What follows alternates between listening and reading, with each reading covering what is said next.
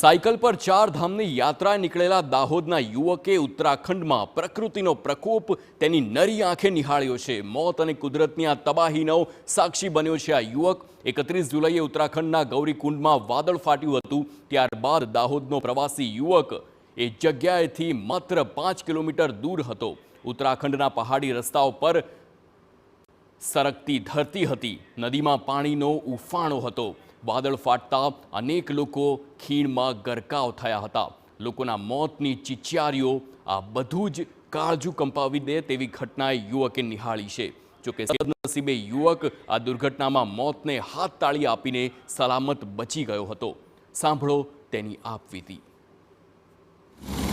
એટલે હરિદ્વારમાં હું આવી ગયો છું સેફલી, મને કંઈ થયું નથી, પણ હું ત્યાં હતો તો ત્યાંના લોકોને મેં એક્સપિરિયન્સ વાતો કરી તો જે લોકો ત્યાંથી આવતા હતા એ કહે છે કે આ અમારો બીજો જન્મ છે અને જેની જોડે તેમનો દોસ્તાર હોય, ફેમિલી મેમ્બર હોય, એ બધા હોય જેમાંથી એક જણ બચીને આવતું હતું।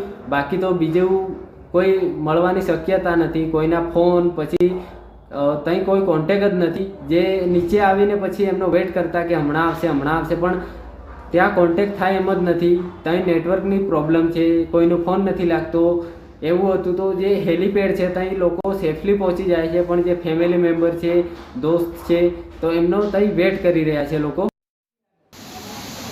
વોક કરવાનું